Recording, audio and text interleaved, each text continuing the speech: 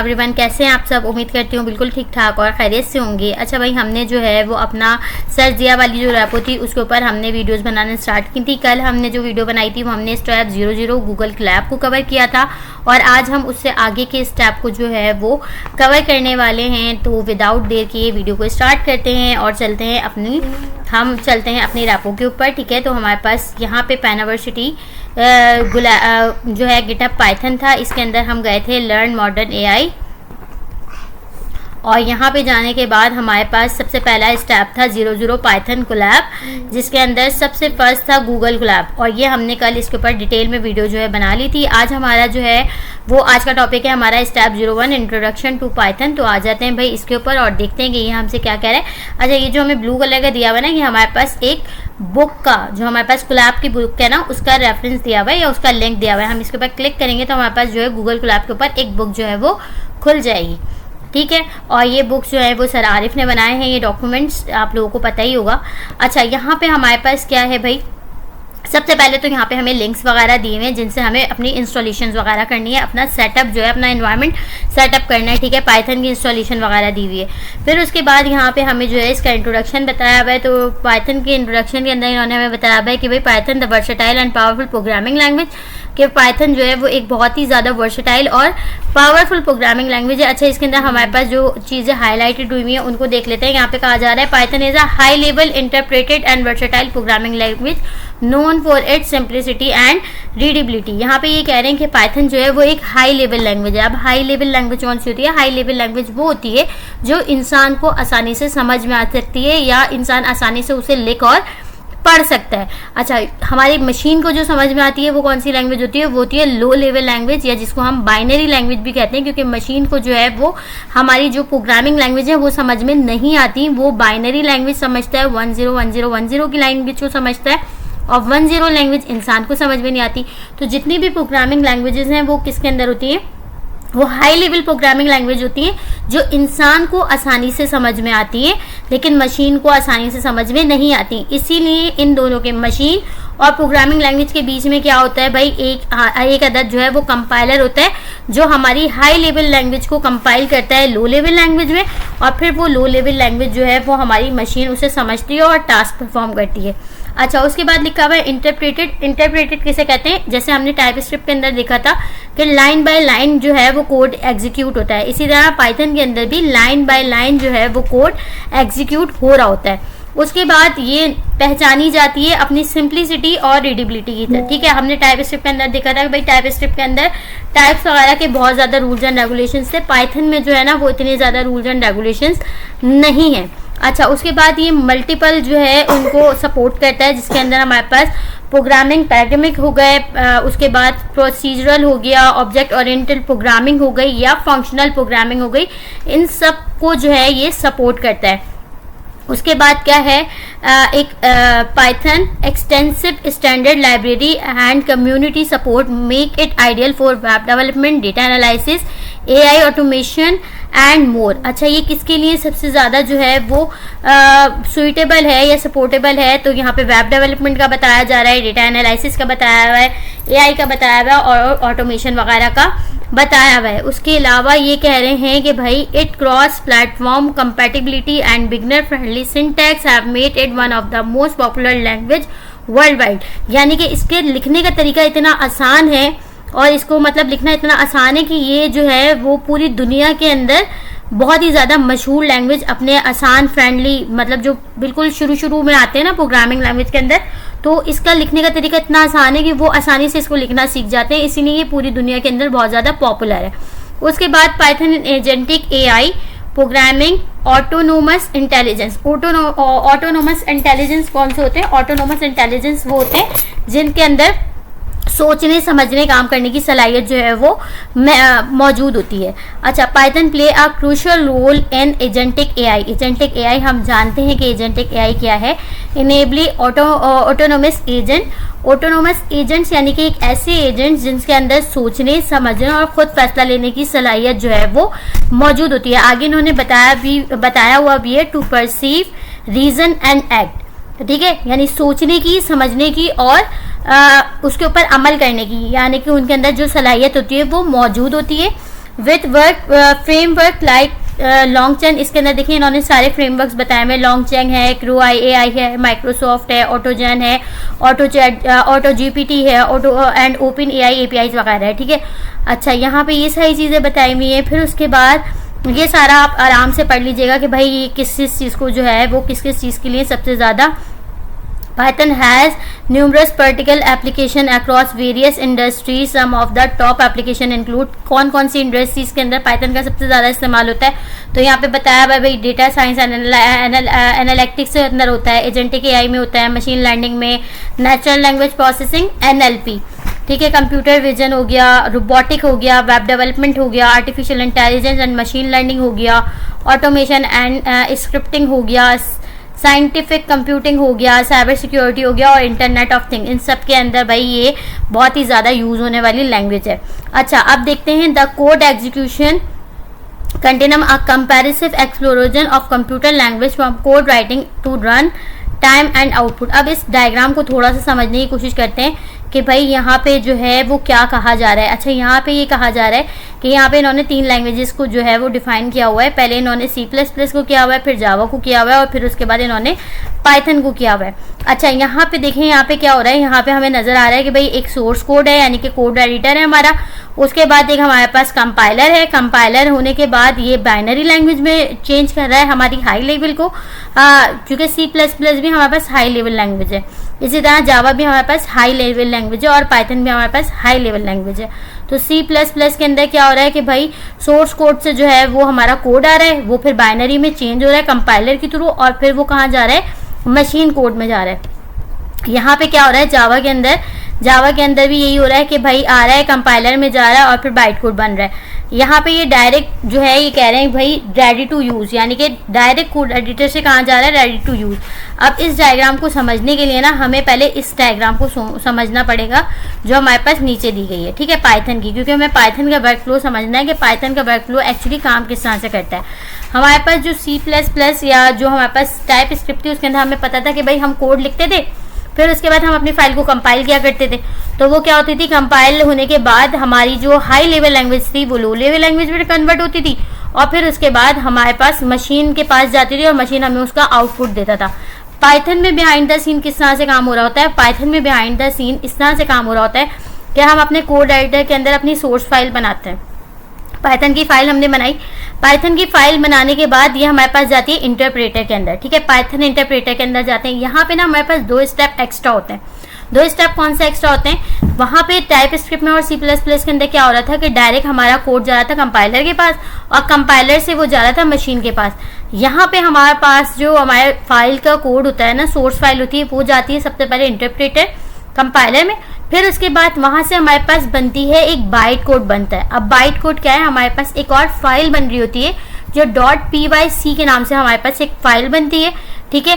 फिर उसके बाद वो जाती है हमारे पास वर्चुअल मशीन में। अब ये वर्चुअल मशीन कहाँ से आई, ये वर्चुअल मशीन हमारे पास जब हम अपना सेटअप इंस्टॉल करते हैं, अपने पाइथन को इंस्टॉल करते हैं, तो ये वर्चुअल मशीन हमारे पास उसके साथ ही इंस्टॉल होती है और उसके साथ ही हमारे पास आती है। अब दिमाग में ये वाली बात आती है कि भाई जब हमारे पास एक काम डायरेक्ट कंपाइलर के थ्रू हो रहा था तो ये बाइट कोड और वर्चुअल मशीन की क्या ज़रूरत है। तो पाइथन का जो है ना वो थोड़ा सा जो मतलब फ्लो है ना वर्क का, वो थोड़ा सा डिफरेंस है बनिस्बत दूसरी लैंग्वेज के। अच्छा, यहाँ पे वर्चुअल मशीन को जो है ना बाइट कोड ज़्यादा आसानी से समझ में आता है, तो इसलिए जो हमारी सोर्स फाइल होती है वो सबसे पहले बाइट कोड के अंदर चेंज होती है, यानी कि एक और फाइल के अंदर कन्वर्ट होती है जिसे हम .py। अच्छा, बहुत सारी सिचुएशन में ये फाइल हमें नज़र नहीं आती, लेकिन बहुत सारी सिचुएशन में हमें नज़र भी आती है। तो सबसे पहले हमारी जो फाइल होती है, यानी कि जो हमारी पाइथन की फाइल होती है, वो एक और फाइल के अंदर कन्वर्ट होती है जिसको हम बाइट कोड कहते हैं। फिर वो बाइट कोड हमारे जो है वर्चुअल मशीन में जाता है। वर्चुअल मशीन का काम ये होता है कि उसने उस जो फाइल आती है, बाइट कोड की फाइल आती है, वो उसको चेंज करती है बाइनरी में, बाइनरी लैंग्वेज में तब्दील करती है और फिर बाइनरी कोड में तब्दील होने के बाद फिर वो जाती है हमारी मशीन के बाद और फिर हमारा प्रोग्राम जो है वो रन होता है। तो बिहाइंड द सीन हमारे पास कुछ इस तरह की जो है ना चीज़ वो हो रही होती है। यहाँ पे हमारे पास 2 स्टेप जो हैं वो अलग हैं, एक बाइट कोड का और एक वर्चुअल मशीन का। तो ये मैंने बता दिया कि वर्चुअल मशीन हमारे पास जब हम अपना सेटअप करते हैं, अपना एनवायरनमेंट सेटअप करते हैं, तो हमारे पास पाइथन के इंस्टॉलेशन के साथ ही वर्चुअल मशीन भी इंस्टॉल होती है। बाइट कोड हमारा जो हमारी मेन फाइल होती है वो सबसे पहले बाइट कोड में चेंज होती है। बाइट कोड की फाइल हमारे पास जाती है, जो हमारे पास .pyc की फाइल बनती है वो जाती है वर्चुअल मशीन में, क्योंकि वर्चुअल मशीन को ना डायरेक्ट जो हमारी सोर्स फाइल है वो समझ में नहीं आती, वो बाइट कोड को आसानी से रीड कर पाता है। तो इसलिए हमारी फाइल एक्चुअल फाइल जो है वो पहले बाइट कोड में चेंज होती है, फिर वो बाइट कोड जाता है वर्चुअल मशीन में, फिर वर्चुअल मशीन जो है उसको किस में कन्वर्ट करती है, बाइनरी में कन्वर्ट करती है, और फिर देन वो जाती है मशीन कोड में। जब वो कन्वर्ट हो जाती है तो वो मशीन के तक जाती है और फिर हमारा प्रोग्राम जो है वो रन करता है। ठीक हो गया, ये सारी चीज़ें हमें बताई हुई हैं। अब अगर हम यहाँ पर आए तो यहाँ पे हम कोड को देखने की थोड़ी सी कोशिश कर लेते हैं कि भाई हमारे पास एग्जाम्पल में यहाँ पे देखें, एग्जाम्पल ऑफ पाइथन बाइकोड की एग्जाम्पल इन्होंने दी हुई है।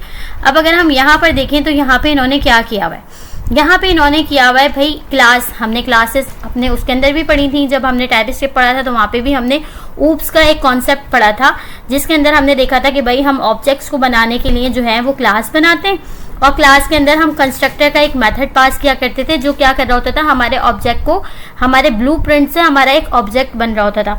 बिल्कुल उसी तरह यहाँ पर भी हमारे पास एक क्लास बनी हुई है पर्सन के नाम की। ठीक है, उसके अंदर क्या हो रहा है, ये जो लिखा हुआ है ना डेफ इनिट, इसका मतलब ये जो हम कंस्ट्रक्टर का मेथड यूज करते थे ना, यहाँ पे हम उसे किससे लिखते हैं, इनिट लिखते हैं। पाइथन के अंदर हम डेफ इनिट लिखते हैं।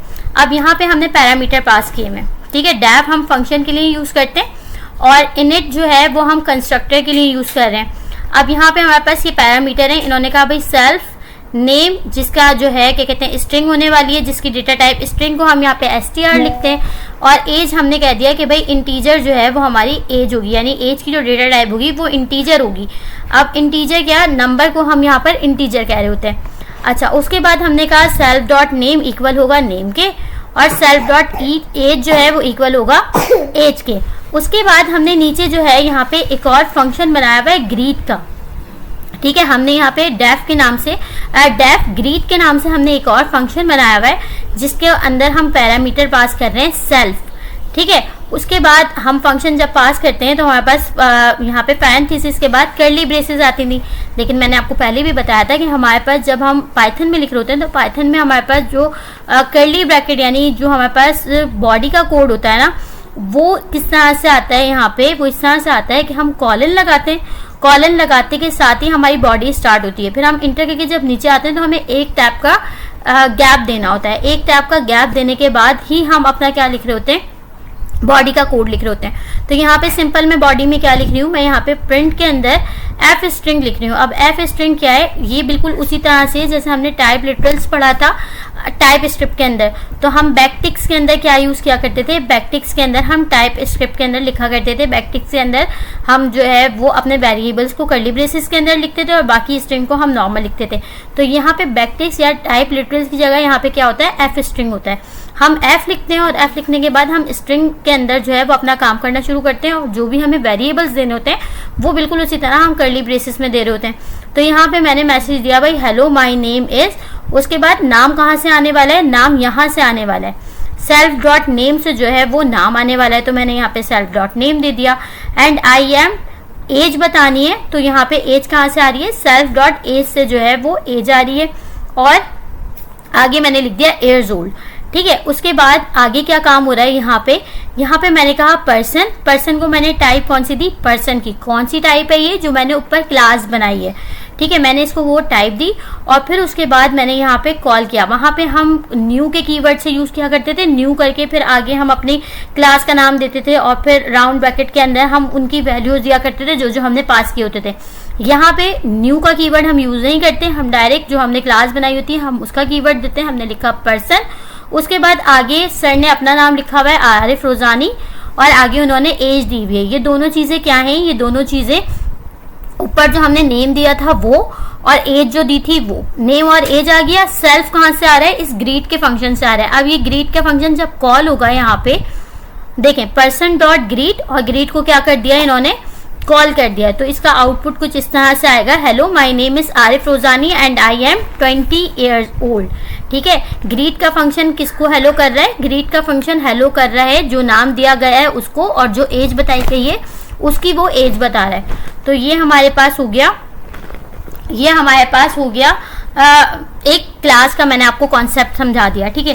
अब इसके अंदर देखें हमारे पास डिस नाम से ना एक फंक्शन होता है जो हम इंपोर्ट करते हैं। अब यहाँ पे अगर मैंने डिस के अंदर पर्सन को रखा तो ये जो मेरे पास नीचे नजर आ रहा है ना, ये मेरे पास है बाइट कोड, ठीक है। यानी कि मेरा जो ये वाला कोड था, मेरा ये वाला कोड पहले किसके अंदर कन्वर्ट हुआ, इसके अंदर कन्वर्ट हुआ, इसके अंदर कन्वर्ट होने के बाद बाइट कोड के अंदर कन्वर्ट हुआ, बाइट कोड से कन्वर्ट होने के बाद मेरे पास ये वाला आउटपुट जो है वो आया है, hello my name is Arif Rozani and I am 20 years old. तो आई होप कि अब आप लोगों को क्लियर हो गया होगा कि भाई ये हमारे पास क्या है। अच्छा, यहाँ पे कहा जा रहा है this byte code shows the individual introduction that instructions that are execute when the person class object is created and init and greet function, ठीक है। तो ये बता रहे हैं कि भाई ये बाइट कोड किस तरह से बना, जब यहाँ पे कंस्ट्रक्टर का और ग्रीट का मेथड चला तो यहाँ पर ये बाइट कोड जो है वो क्रिएट हुआ। अच्छा, ये हो गया। उसके बाद डिस हमने बता दिया यहाँ पे कि डिस जो है वो एक मॉड्यूल होता है पाइथन, यहाँ पे लिखा हुआ है the dis module is Python is a built in module that provide a way to disassemble and inspect the bytecode of Python objects such as functions, method and classes, ठीक है। Functions, method और classes को देखने के लिए हम इस method को यूज करते हैं या इस मॉड्यूल को यूज कर रहे होते हैं। उसके बाद आ गया भाई why is Python bytecode important, तो भाई इंपॉर्टेंट क्यों होता है ये, तो ये भी चीज़ मैंने आप लोगों को समझा दी है।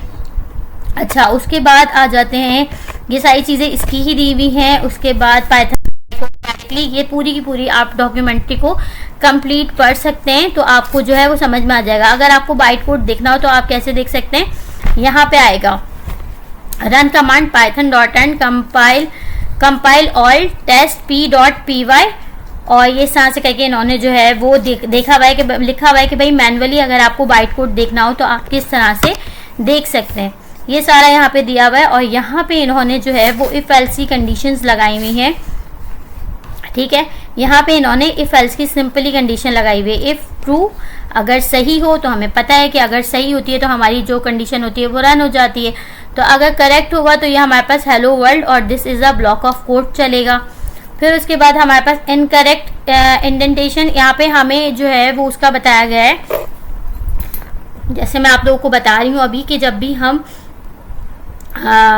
कोई भी ब्लॉक ऑफ कोड लिखते हैं तो हमारे पास टाइप स्क्रिप्ट के अंदर क्या होता था, कर्ली ब्रेसेस होती थी, लेकिन यहाँ पर हमारे पास कर्ली ब्रेसेस नहीं होती, यहाँ पे हमारे पास इंडेंटेशन होती है।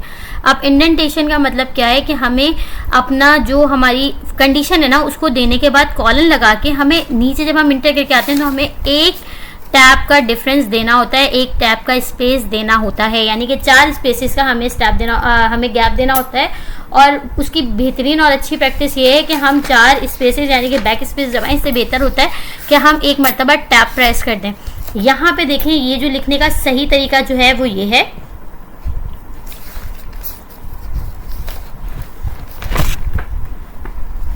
ये मेरे पास एक और मरतबा खुद गया है।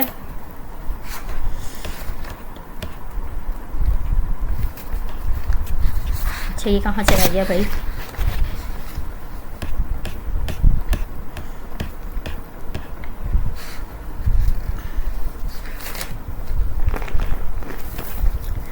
अच्छा जी कहाँ चला गया मेरे पास,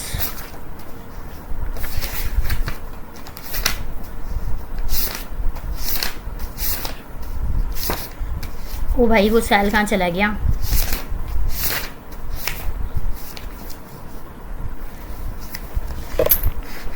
रिलोड करती हूँ, मेरे ख्याल में मैंने वो सेल डिलीट कर दिया है।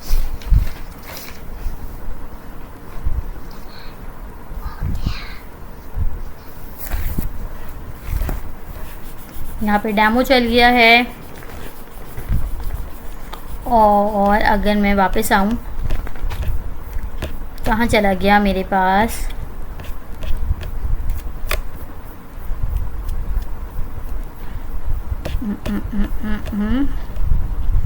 यहाँ तक हो गया, फिर हमारे पास बाइट कोड आ गया, फिर हमारे पास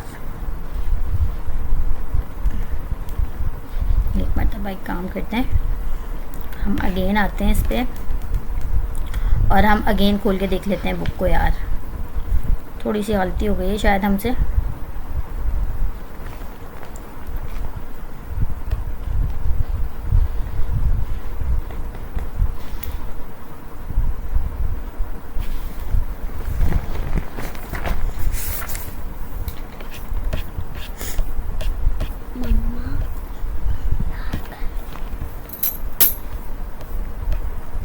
अच्छा, तो यहाँ पे इन्होंने बताया हुआ है कि भाई ये जो है ये सही तरीका है। यहाँ पे जो मेरे पास ब्लॉक ऑफ कोड बना हुआ है, यहाँ पे देखें एक एक टैब का जो है वो डिफरेंस है। ये पूरी मेरी जो है वो इफ की बॉडी है, ठीक है। तो ये मेरे पास यहाँ पर देखें इंडेंटेशन जो है वो बिल्कुल सही तरह से वर्क करेगा, ये बिल्कुल सही तरीका है।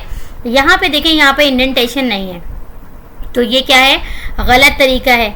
उसके बाद यहाँ पे देखें अगर हम किसी फंक्शन के अंदर लिखते हैं तो फंक्शंस के अंदर भी ये जो है ये वाला सही तरीका है और ये वाला जो है वो इनकरेक्ट तरीका है, क्योंकि इसके अंदर हमने 4 स्पेसेस का गैप नहीं दिया है, ठीक है। तो इंडेंटेशन मैंने आपको बता दिया कि जब भी हमें ब्लॉक ऑफ कोड लिखना होता है तो हम एक टैब का स्पेस देते हैं, उसके बाद हम अपनी बॉडी लिखते हैं, ठीक है। तो हमारे पास ये रिप्रेजेंट करता है इस चीज़ को कि जब हम एक टैब का गैप दे देते हैं तो ये इस चीज़ को रिप्रेजेंट कर रहा होता है कि भाई ये हमारे पास हमारी जो है ब्लॉक ऑफ कोड है, या हमारे जो भी हम अगर कोई फंक्शन लिख रहे हैं या अगर हम इफ एल्स की स्टेटमेंट लिख रहे हैं तो उसकी बॉडी का कोड है, ठीक है। जैसे ही हमारे पास अगर हमें यहाँ पे जैसे हमारे पास ये जो है ना यहाँ से यहाँ तक ये हमारे पास इस इफ की बॉडी है। अब अगर मैं यहाँ पे आके यहाँ से आके कोई और प्रिंट लिखती हूँ तो दैट्स मीन कि ये वाला कोड जो है ये तब रन होगा जब ये इफ की कंडीशन ट्रू होगी, और ये वाला कोड जो है वो हर हाल में रन होगा ही होगा,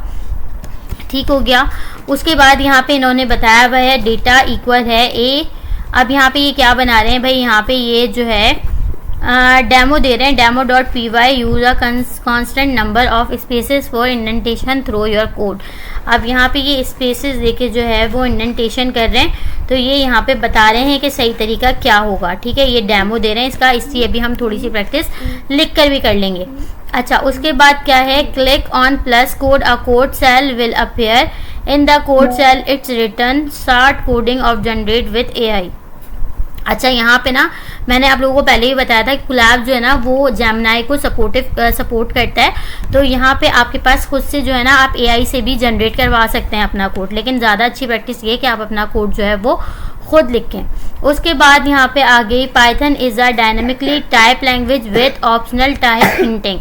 टाइप हिंटिंग क्या है भाई, Python is a typically type language which means that it does not enforce the data type of a variable eight compile time, यानी कि आपको कंपाइल होते हुए जो है ना ये फोर्स नहीं करती। अच्छा, ये जो टाइप वाला काम है ना ये पहले पाइथन में नहीं था, ये अभी जो न्यू वर्जन आया ना उसके अंदर पाइथन के अंदर जो है ना ये टाइप वाला काम आया है, वरना इससे पहले हम पाइथन के वेरिएबल्स के अंदर जो है वो टाइप नहीं दे रहे होते थे। लेकिन टाइप स्क्रिप्ट के अंदर तो जैसे ही होता है ना कि हमारे पास टाइप स्क्रिप्ट के अंदर लाजमी होता है कि हमने टाइप देनी ही देनी है, यहाँ पे इस तरह का सीन नहीं है, ठीक है। अच्छा, however Python 3.5 and later version also support optional type hinting which allow developer to add type annotations to their code to specify the execute type of variable, function parameters and return type।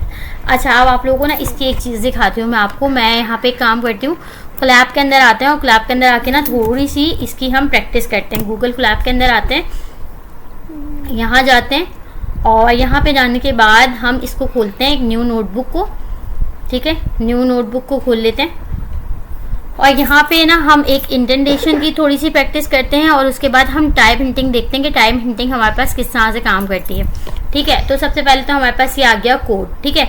मैं यहाँ पे एक कोई भी या तो function बना लेती हूँ या मैं एक काम करती हूँ फंक्शन ही बना लेते हैं। भाई फंक्शन हम किससे डिफाइन करते हैं, वहाँ पे हम लिखा करते थे फंक्शन का कीवर्ड, यहाँ पे हम लिखते हैं डेफ का कीवर्ड। उसके बाद हम अपने फंक्शन का नेम देते हैं, तो भाई मैंने ग्रीट का नाम दे दिया इसको। उसके बाद मैंने इसके अंदर जो है पैरामीटर्स देने, तो मैंने दे दिया नेम। टाइप मैंने इसको बता दी कि str इसकी टाइप होगी। उसके बाद मैंने कह दिया एज, और एज को मैंने टाइप दे दी इसकी इंटीजर की, ठीक है। उसके बाद मैंने कॉलन लगाया, कॉलन लगा के मैं जब नीचे आई तो यहाँ मुझे क्या करना है, एक टैब का गैप देना है, ठीक है। ये मैंने एक टैब का गैप दिया। जब मैंने इंटर किया ना तो ये मुझे खुद ही एक्चुअल प्लेस पे जगह पर लेकर आया था। मैंने बैक स्पेस दबा के मैं पीछे गई और फिर उसके बाद मैं अगेन एक टैब का गैप दे रही हूँ, ठीक है। अब मैं यहाँ पे आके लिख सकती हूँ प्रिंट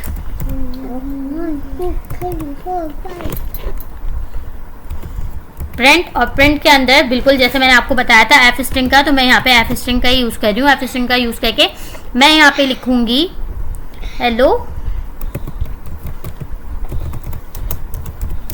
माई नेम इज, यहाँ पे मैं दे रही हूँ भाई क्या जो मेरा नेम आने वाला है वो, माई नेम इज़, जो भी मेरा नेम आएगा, एंड माई एज इज़, जो भी मेरी एज आएगी। ठीक है, उसके बाद मुझे क्या करना है, यहाँ पे आके अपने ग्रीट को कॉल करना है। मैं यहाँ पे आई, यहाँ पे मेरा ब्लॉक ऑफ कोड जो है वो ख़त्म हो गया। अब मुझे अपना जो ग्रीट का फंक्शन कॉल करना है वो मुझे इस बॉडी के अंदर कॉल नहीं करना, बल्कि बॉडी से बाहर आके करना है। तो मैं क्या करूँगी, मैं बैक जाऊँगी और मैं यहाँ पे आके अपने फंक्शन को कॉल करूँगी। और कॉल करने के बाद वो मैंने कॉल कर दिया। अब मैं इसको रन करके देखती हूँ कि मेरे पास क्या आंसर आ रहा है। अच्छा, रन करते हुए मुझे इसके क्या देने पड़ेंगे, पैरामीटर्स देने पड़ेंगे। तो मैं इसके पैरामीटर्स दूंगी। तो भाई मेरा नाम क्या है, मैंने लिख दिया राबिया सुहेल, और आगे मैंने इसको दे दी अपनी एज। ठीक है, अब मैं इसको रन करके देखती हूँ। तो ये मेरे पास देखें कनेक्ट हो रहा है, कनेक्टिंग हो रही है, और फिर उसके बाद ये मेरे पास रन होना चाहिए। देखते हैं मेरे पास क्या आता है। तो यहाँ पे आ गया, hello my name is Rabia Suhel and my age is 35। अच्छा, टाइप स्क्रिप्ट के अंदर हमने देखा था कि टाइप स्क्रिप्ट के अंदर अगर हम नहीं देते थे तो ये हमें एरर देता था, लेकिन यहाँ पे मैंने अगर मैं नहीं भी दे रही तो ये मुझे यहाँ पर कोई एरर शो नहीं करा रहा। क्या ये मुझे यहाँ पर कोई एरर शो करा रहा है? ये मुझे यहाँ पर कोई भी एरर शो नहीं करा रहा, लेकिन जब मैं चलाऊंगी ना तब ये आई थिंक मुझे एरर दिखाएगा। ठीक है, ये देखेंगे मुझे दिखा रहा है greet missing 2 required positional argument name and age. अब इसने मुझे एरर दिखाया, लेकिन इसने मुझे लिखते हुए कोई एरर नहीं दिखाया। जबकि टाइप स्क्रिप्ट के अंदर क्या होता था कि टाइप स्क्रिप्ट के अंदर अगर कोई सिंटैक्स एरर है तो वो आगे बढ़ने ही नहीं देता था जब तक कि हम उस एरर को ठीक नहीं कर लेते थे। ठीक है, तो ये भी एक थोड़ा सा डिफरेंस है इसके अंदर और टाइप स्क्रिप्ट के अंदर। अच्छा, उसके बाद आ जाते हैं, इसको सही कर लेते हैं। ठीक है, और अगेन से रन कर लेते हैं। तो अब इसने मुझे सही दिखा दिया, ठीक हो गया। उसके बाद हम देख लेते हैं कि भाई टाइप हिंटिंग क्या थी। टाइप हिंटिंग हमारे पास ये थी कि भाई मैंने एक वेरिएबल बनाया, ये हम पहले भी पढ़ चुके हैं, मैंने पहले भी पढ़ा है कि हम वेरिएबल किस तरह से बनाते हैं। टाइप स्क्रिप्ट के अंदर हम लेट, कॉन्स्ट और वॉर को यूज़ करते थे। यहाँ पे हमारे पास कोई कीवर्ड्स नहीं होते, हम डायरेक्ट जो है वो वेरिएबल बना लेते हैं। ठीक है, मैंने नेम का वेरिएबल बनाया और इसको मैंने एक टाइप दी थी str। क्या मैं इसके अंदर कोई नंबर स्टोर कर सकती हूँ? क्या ये मुझे अलाउ करेगा कि मैं इसके अंदर कोई नंबर दूँ? करके देखते हैं। तो ये देखें, इसने मुझे क्या करा, अगर मैंने इसके अंदर str, मैंने इसको टाइप कौन सी दी, स्ट्रिंग की, लेकिन इसको मैं वैल्यू कौन सी दे रही हूँ, नंबर की। उसके बाद मैं इसको अगर प्रिंट करवाऊँ तो क्या ये मुझे कोई एरर देगा? चेक करके देखते हैं। क्या टाइप स्क्रिप्ट हमें ये चीज़ अलाउ करती थी?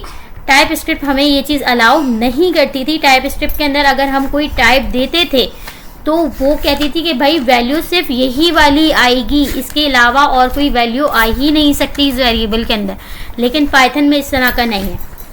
पाइथन में मैंने इसको इस टाइप कौन सी दी, स्ट्रिंग, और वैल्यू में इसको कौन सी दे रही हूँ, नंबर की। इसने मुझे कोई एरर दिया नहीं, यहाँ तक कि इसने मुझे रन करवाते हुए भी कोई एरर नहीं दिया और इसने मुझे आउटपुट दे दिया। अब अगर मैं इसकी टाइप पता करूँ, मैं बोलूँ कि भाई टाइप क्या है नेम की, तो देखते हैं कि मुझे क्या टाइप देता है।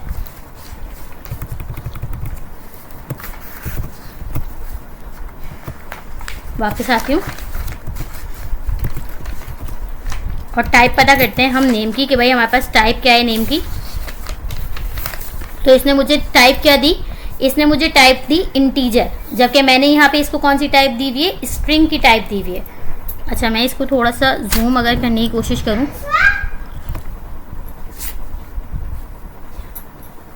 अगर मैं इसको थोड़ा सा जूम करने की कोशिश करूं तो मैंने यहाँ पे क्या किया हुआ है, इसको टाइप कौन सी दी हुई है, स्ट्रिंग की। लेकिन जब मैं इस नेम की टाइप मालूम कर रही हूँ, इस वेरिएबल की टाइप मालूम कर रही हूँ, तो ये मुझे क्या दे रहा है, इंटीजर। तो यहाँ पर टाइप मैटर नहीं करती, वैल्यू मैटर करती है। जो भी आपने वैल्यू दी है ये उसी वैल्यू को लेगा यहाँ पे। ठीक है, तो ये भी एक डिफरेंस है टाइप स्क्रिप्ट और पाइथन के अंदर। ये चीज़ हमारे पाइथन में नहीं, पाइथन के अंदर ये चीज़ है, ये अभी भी टाइप को इतना ज़्यादा सपोर्ट नहीं करता। ठीक है, ये अभी भी टाइप के लिए इतना सपोर्टिव नहीं है, लेकिन टाइप स्क्रिप्ट के अंदर बहुत ज़्यादा स्ट्रिक्टनेस थी। अगर हमने यहाँ पे कह दिया कि भाई स्ट्रिंग, तो वो हमें फिर कोई और वैल्यू देने ही नहीं देता था, वो कहता था नहीं। इसी तरह अगर हमने कोई एक वैल्यू उसे पास कर दी है तो फिर हम रीअसाइन करते हुए भी उसको क्या कर सकते थे, वैल्यू को चेंज नहीं कर सकते थे। हम कहते थे नहीं, वो ही कहता था कि भाई मैं अलाउ ही नहीं करूँगा कि आप स्ट्रिंग की जगह इसको कुछ और दें। क्या अगर मैं इसके अंदर कुछ और देना चाहूँ, जैसे ऊपर मैंने इसको नंबर दिया है, अगर मैं इसको अब कोई नेम देना चाहूँ तो क्या मैं दे सकती हूँ? तो इसने देखें मुझे इस पर भी एरर नहीं दिया। और अगर मैं प्रिंट करवाऊँ अगेन नेम को, तो देखते हैं अब ये मुझे क्या प्रिंट करके देता है। इसने मुझे क्या प्रिंट करके दिया, मेरा नेम प्रिंट करके दिया। और अगर अब मैं इसकी टाइप मालूम करूं तो अब मेरी इसकी टाइप क्या हो चुकी होगी, अब मेरी इसकी टाइप हो चुकी होगी स्ट्रिंग। ठीक है, अच्छा एक चीज़ और, यहाँ पे एक ब्रैकेट मिसिंग है, तो लगा लेते हैं, कॉल करते हैं। तो अब इसने इसकी टाइप क्या दे दी, स्ट्रिंग दे दी। तो इसके लिए भाई क्या चीज़ मैटर नहीं करती, टाइप मैटर नहीं करती, वैल्यू जो जिस टाइप के अंदर वैल्यू होगी उसी टाइप को ये कंसीडर करेगा। ठीक हो गया, तो ये भी चीज़ हमने देख ली। आगे देखते हैं और क्या है।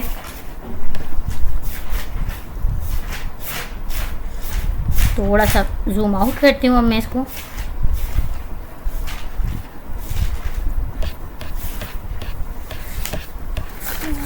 टाइप का भी हमने देख लिया कि भाई टाइप हिंटिंग क्या है, ये भी हमने देख लिया। उसके बाद यहाँ पर क्या आ रहा है, एफ स्ट्रिंग का भी मैंने आपको बता दिया कि एफ स्ट्रिंग हमारे पास क्या होते हैं। ठीक हो गया। उसके बाद क्या है, Python data type is determined at run time not at compile time. ठीक है, ये किसके ऊपर डिटरमाइन करता है, रन टाइम के ऊपर करता है, कंपाइल टाइम पे नहीं करता। ऑप्शनल टाइप हिंटिंग क्या होती है, type hinting is optional but it can help with code readability, auto compilation and static type checking.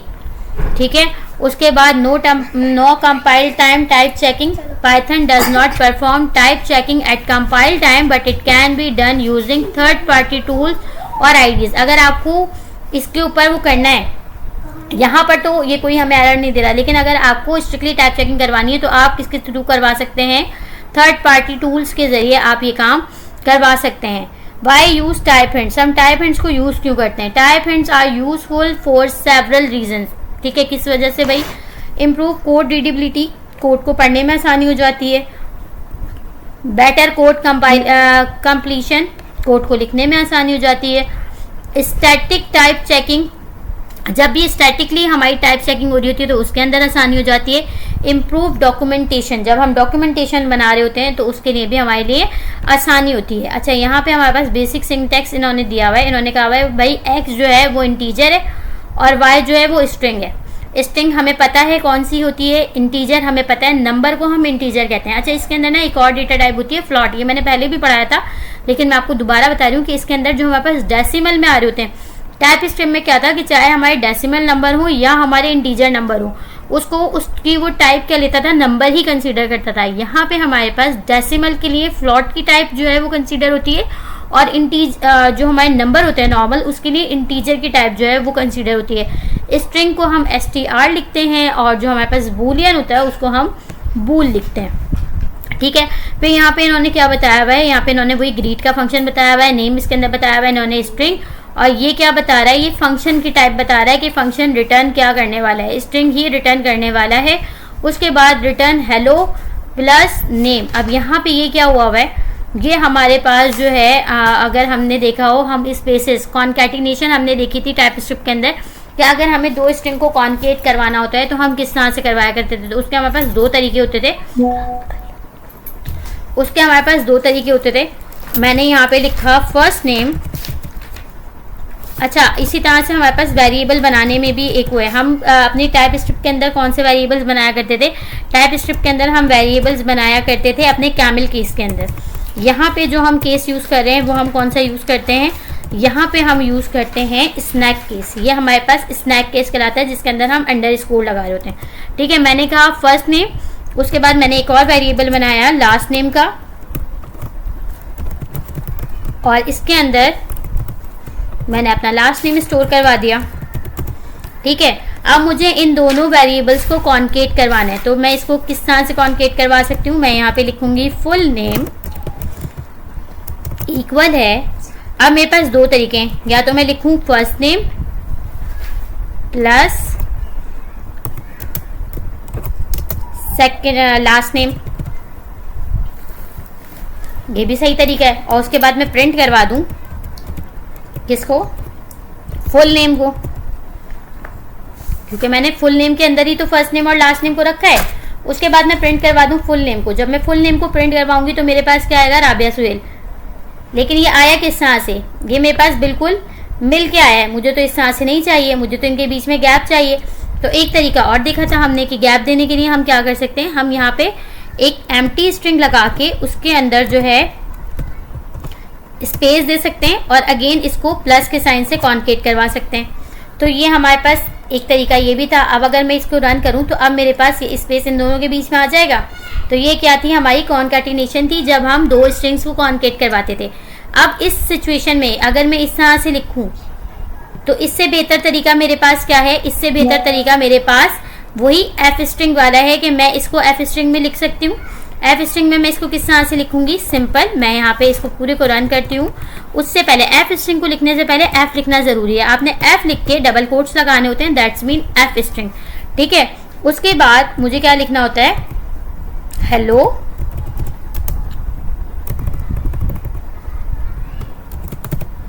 Hello I M, यहाँ पे आ गया मेरा कर्ली ब्रेसेस के अंदर फर्स्ट नेम और इसके साथ ही स्पेस देके मैंने लिख दिया लास्ट नेम।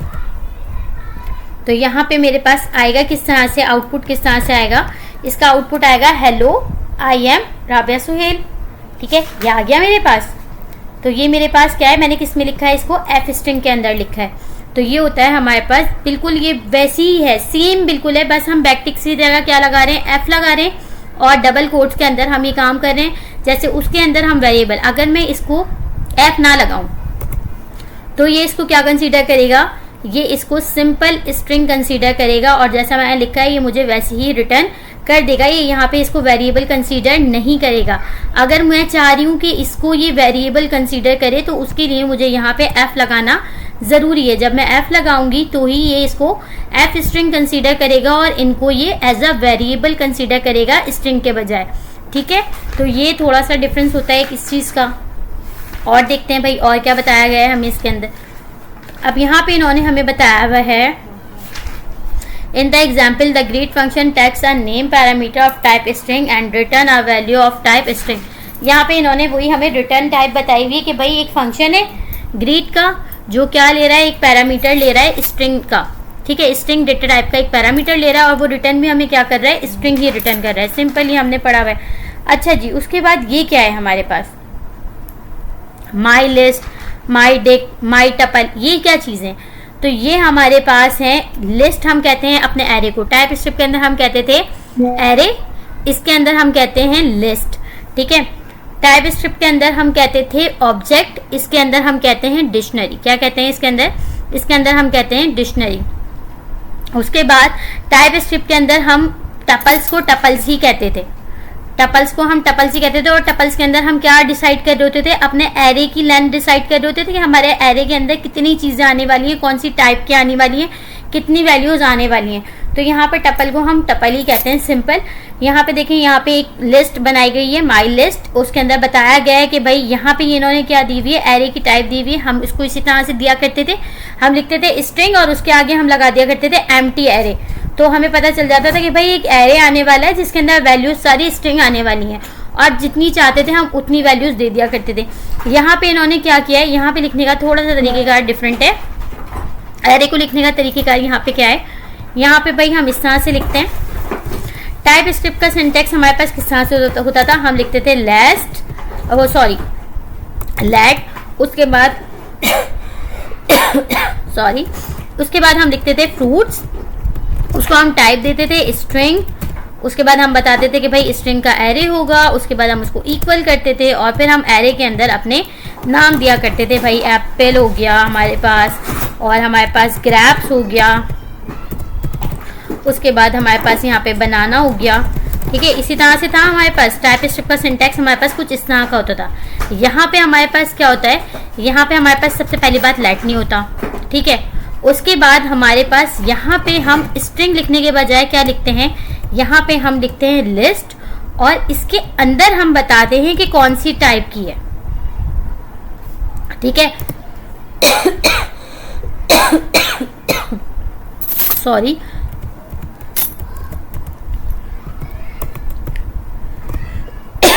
और अगर मैं प्रिंट के अंदर रख दूं फ्रूट्स तो ये क्या करेगा, मेरे एरे को प्रिंट कर देगा। ठीक है, इसी तरह हमारे पास होते थे ऑब्जेक्ट्स। तो ऑब्जेक्ट्स को हम कैसे बनाते थे, हम कहते थे लेट पर्सन, और उसको हम टाइप दिया करते थे, इस तरह की टाइप देते थे, और आगे हम ऐसे बना के लिखते थे नेम राबिया, एज 35, उसके बाद इज एडल्ट, ट्रू, ऐसे लिखते थे। यहाँ पे हम क्या करते, लेट नहीं लिखते बल्कि हम क्या लिखते हैं, हम लिखते हैं डिश। ठीक है, डिक्शनरी, उसके बाद हमने नाम दे दिया, और यहाँ पे हम लिखते हैं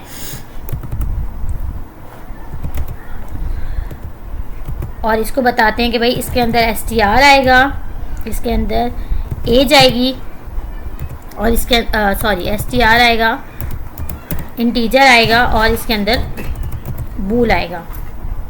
और ये वाला जो काम है, इसको हम क्या करते हैं, इस तरह से करते हैं।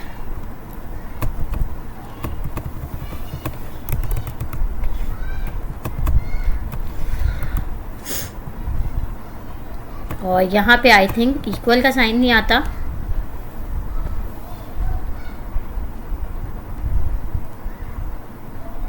अच्छा ये हमारे पास स्ट्रिंग और इनिट स्ट्रिंग और वो आ रहा है, तो यहाँ पे हमें भाई नंबर देना होगा। लेकिन इससे क्या फ़र्क पड़ता है, इससे तो कोई फ़र्क नहीं पड़ना चाहिए। ओके, DICT होता है भाई, और यहाँ पे ये नहीं लगता, स्टार्टिंग में नहीं लगता। स्पेसेस का मैंने पहले ही बताया कि भाई हमारे पास थोड़ा सा जो है वो डिफरेंस होता है स्पेसेस का, और साथ में हमारे पास कॉमा तो लगता है। ओके, एक और चीज़, ये चीज़ किस में आएगी भाई, डबल कोट्स के अंदर आएगी। पहली वाली चीज़ जो है, जो हमारी कीज़ हैं वो किस में आएंगी, डबल कोट्स में आएंगी। हमारी कीज़ जो हैं वो डबल कोट्स के अंदर आएंगी,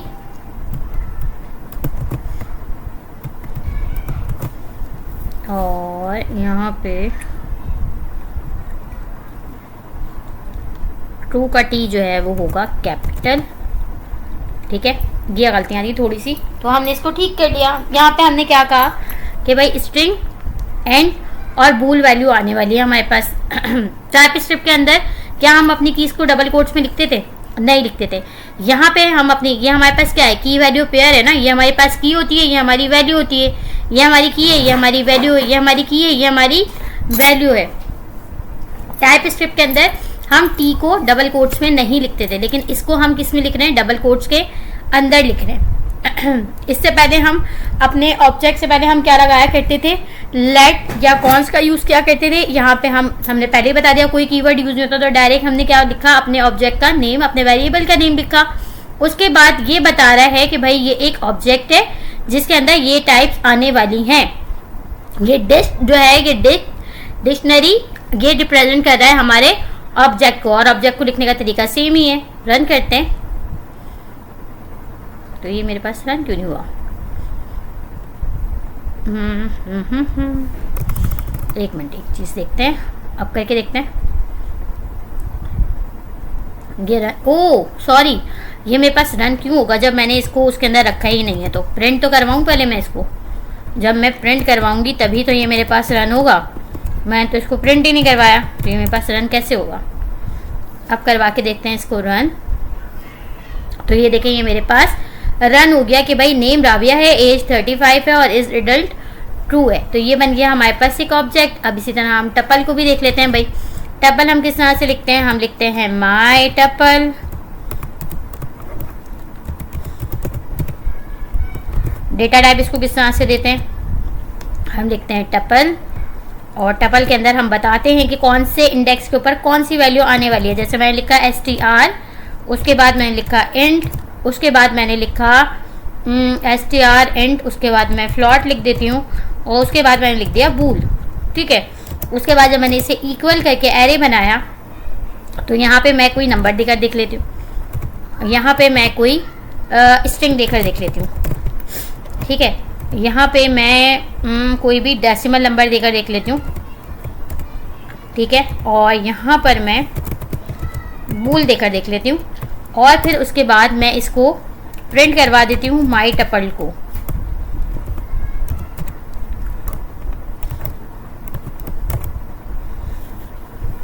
तो देखते हैं भाई हमें कोई एरर देता है कि नहीं देता, चेक करते हैं। तो इसने मुझे कोई भी एरर नहीं दिया यहाँ पे, जबकि मैंने बताया हुआ है क्या टाइप स्क्रिप्ट के अंदर हम ये कर सकते थे। नहीं, टाइप स्क्रिप्ट के अंदर जब हम टपल दिया करते थे तो जो इंडेक्स के ऊपर हम जो डेटा टाइप देते थे वो उस इंडेक्स पे सिर्फ वही डेटा टाइप एक्सेप्ट करता था, जबकि यहाँ पर ये चीज़ नहीं है, ठीक है। यहाँ पर पाइथन में इस तरह का नहीं है। तो बेसिकली टाइप देना या ना देना एक तरह से इक्वली है, ये इस चीज़ को कंसीडर कर ही नहीं रहा। अगर मैं इसकी टाइप चेक करूँ, अगर मैं इसको बोलूँ टाइप और इसको मैं कॉल कर दूँ माई टपल को, मैं देखती हूँ ये मुझे क्या टाइप देता है इसकी, ठीक है। अब मैं टाइप मालूम करूँ इसकी तो ये मुझे क्या रिटर्न कर रहा है, ये मुझे एक सिंपल लिस्ट रिटर्न कर रहा है। ये कह रहा है भाई ये एक लिस्ट है या एक एरे है, ठीक है। तो ये हो गया। अच्छा आगे आते हैं और देखते हैं और क्या दिया हुआ है इसके अंदर। अच्छा उसके बाद बेस्ट प्रैक्टिस में कहा गया है use type and consistently to throughout your code. ये कह रहे हैं कि भाई इसके अंदर जो है ना है तो नहीं, सपोर्ट तो नहीं हो रही है, हमें दिख भी रहा है, लेकिन आपको अच्छी प्रैक्टिस ये है कि आप इसके अंदर टाइप जो है वो आप दें, ठीक है। टाइप आप यूज़ करें जब आप वेरिएबल्स बना रहे हैं तो आप उसके अंदर टाइप दें। क्यों टाइप देने से हमने अभी आगे देखा कि भाई डॉक्यूमेंटेशन अच्छी होती है, रीडेबिलिटी अच्छी बनती है, कंप्लीट अच्छा होता है। तो इसलिए अच्छी प्रैक्टिस ये है कि क्योंकि हम टाइप स्क्रिप्ट यूज़ करते हुए आ रहे हैं और हमें आदत भी है डेटा टाइप देने की, तो यहाँ पे भी अगर हम डेटा टाइप देंगे तो हमें कोई मुज़ायका नहीं है, हम दे देंगे। अच्छा उसके बाद object based language. An object based language is a programming language that support the concept of object but does not fully implement all the features of object oriented programming. Oops, this means that while you can create and manipulate objects, you may not have full support for features like inheritance, polymorphism and encapsulation. oops का topic भी हमने पढ़ा था। तो यहाँ पे ये कहा जा रहा है कि भाई ये जो है ऑब्जेक्ट बेस्ड लैंग्वेज है, ठीक है। पाइथन हमारे पास क्या है, एक ऑब्जेक्ट बेस्ड लैंग्वेज है। इसके अंदर हर चीज़ हमारे पास क्या है, ऑब्जेक्ट है। इसके अंदर हर चीज़, इवन चाहे वो फंक्शन हो, चाहे वो हमारे पास ऑब्जेक्ट हो, चाहे वो हमारे पास एरे हो, चाहे वो हमारे पास कुछ भी हो, हर चीज़ इसके अंदर क्या है, एक ऑब्जेक्ट है। पाइथन ऑब्जेक्ट बेस्ड लैंग्वेज है, ये हर चीज़ को क्या करती है, ऑब्जेक्ट ही कंसीडर करती है। इसके अंदर हर चीज़ एक ऑब्जेक्ट है। अच्छा उसके बाद ये कह रहा है कि भाई इसके अंदर manipulate objects you may not have full support. इसके अंदर जो है फुल सपोर्ट नहीं है। इनहेरिटेंस, पॉलीमॉर्फिज्म, इनकैप्सुलेशन, ये हमारे पास किसके टॉपिक थे, हमारे पास ऊप्स के टॉपिक थे। अच्छा उसके बाद ये कह रही है कि भाई ऑब्जेक्ट को सपोर्ट करता है एंड इनकैप्सुलेशन को does not necessarily support inheritance और पॉलीमॉर्फिज्म। पॉलीमॉर्फिज्म और इनहेरिटेंस को इतना ज़्यादा सपोर्ट नहीं किया जाता। Example include Java script, ES6, VBS script and some version of Pascal. Use cases object-based language are often used for scripting and simple application where full OOPS features are not required. यहाँ पे यही कह रहे हैं कि भाई use cases इसके बता रहे हैं कि कुछ चीज़ें इस तरह की होती हैं जहाँ पे OOPS के सारे फीचर्स जो हैं वो रिक्वायर्ड नहीं होते कि उन सब के ऊपर अमल किया जाए। अच्छा उसके बाद ये सारी चीज़ें इन्होंने यहाँ पर बताई हुई हैं। इनकैप्सुलेशन का बताया हुआ है, समरी ऑफ डिफरेंसेस बताए हुए हैं, the Python object centric nature बताई हुई है कि भाई इसकी नेचर क्या है। तो यहाँ पे हमें बताया हुआ है इंटीजर्स एज ऑब्जेक्ट्स। ऑब्जेक्ट्स के अंदर इंटीजर्स क्या है, तो x डॉट बिट, बिट क्या है भाई हमारे पास एक मेथड है और इसके अंदर ये क्या कर रहे हैं, लेंथ को मालूम कर रहे हैं, ठीक है। और यहाँ पे हमारे पास सिंपल इसी तरह से ग्रीट का एक फंक्शन बताया हुआ है, उसके अंदर बताया हुआ है कि भाई रिटर्न करेगा स्ट्रिंग। स्ट्रिंग के अंदर हम रिटर्न लिख रहे हैं, एफ स्ट्रिंग में हम हेलो नेम, ये हम करके देख चुके हैं। कॉल फंक्शन में हम एक फंक्शन दे रहे हैं और नेम दे रहे हैं और हम कह रहे हैं कि रिटर्न करेगा ये स्ट्रिंग और फिर हम यहाँ पे फंक्शन को कॉल करके उसके अंदर नेम दे रहे हैं। अच्छा और यहाँ पे हम प्रिंट करवा रहे हैं call functions greet Alice simple हो गया। देन फिर उसके बाद यहाँ पे ये इन्होंने क्लास बनाई हुई है। पॉलीमॉर्फिज्म का जो हमारे पास पॉलीमॉर्फिज्म कह रही हूँ, ऊप्स का जो कॉन्सेप्ट है ना, वो यहाँ पे डिस्कस किया गया है कि यहाँ पे देखें एक एनिमल की क्लास बनी हुई है, फिर उसके अंदर बताया गया है कि भाई एक फंक्शन है स्पीक का, इसके अंदर एक वेरिएबल दिया है इन्होंने सेल्फ का, और ये रिटर्न भी कर रहा है हमें एक स्ट्रिंग। उसके बाद रिटर्न में इन्होंने लिख दिया कि एनिमल स्पीक, जानवर जो है बोलते हैं। उसके बाद इन्होंने डॉग को जो है वो क्या किए, क्लास बनाई है, और इसके अंदर ये क्या करवा रहे हैं, इसको एक्सट्रैक्ट करवा रहे हैं एनिमल को। हमने टाइप स्क्रिप्ट के अंदर देखा था कि जब हम इनकैप्सुलेशन करते थे, यानी कि हमारे पास क्या होता था कि हम एक क्लास को दूसरी क्लास के अंदर इनहेरिट करवाते थे। तो हमने इनहेरिटेंस का टॉपिक पढ़ा था। इनहेरिटेंस का टॉपिक हमने पढ़ा था कि इनहेरिटेंस के टॉपिक के अंदर जो हमारे पेरेंट्स की चीज़ें होती हैं वो किसके अंदर आ जाती हैं, वो विरासती तौर पे चाइल्ड के अंदर आ जाती हैं। तो यहाँ पे हम डॉग के अंदर किसको इनहेरिट करवा रहे हैं, एनिमल को इनहेरिट करवा रहे हैं। तो डेफ का जो फंक्शन एनिमल के अंदर बना हुआ था वो किसके अंदर इनहेरिट हो गया, इस डॉग के अंदर भी आ गया। और यहाँ पे मैंने रिटर्न में क्या कह दिया, एनिमल स्पीक की जगह मैंने इसको क्या कर दिया, वूफ कर दिया, तो ये ओवरराइट हो गया। इसी तरह यहाँ पे लाइन को मैंने किससे इनहेरिट करवाया, एनिमल से करवाया। और यहाँ पे भी सेम मैंने वही फंक्शन जो मेरा एनिमल का फंक्शन था वो यहाँ पे पास हुआ, और यहाँ पे मैंने एनिमल स्पीक की जगह रॉड दे दिया, तो ये भी क्या हो गया, ओवरराइट हो गया। उसके बाद मैंने डॉग को डॉग वाली क्लास दी और डॉग के फंक्शन को कॉल कर दिया, ठीक है। और उसके बाद मैंने कहा कि डॉग, और फिर आगे मैंने डॉग की जो स्पीक है उसका जो साउंड था वो मैंने लिख दिया। लाइन का भी मैंने यही किया कि लाइन का फंक्शन को कॉल किया, और प्रिंट के अंदर मैंने भाई लाइन स्पीक का जो मेरा फंक्शन था, लाइन डॉट स्पीक, लाइन के अंदर लाइन मेरा ऑब्जेक्ट था जिसके अंदर मैंने पास किया अपना लाइन का फंक्शन, और उस फंक्शन के अंदर मेरे पास एक और फंक्शन इनहेरिट होकर आ रहा था, कहाँ से, एनिमल से। कौन सा फंक्शन था वो, स्पीक का। तो डॉट नोटेशन हम यूज करते थे, तो यहाँ पे भी हमने डॉट नोटेशन के जरिए वो स्पीक का फंक्शन यहाँ पर कॉल कर दिया। तो ये हो गया। फिर हमारे पास डक टाइपिंग बताई हुई है।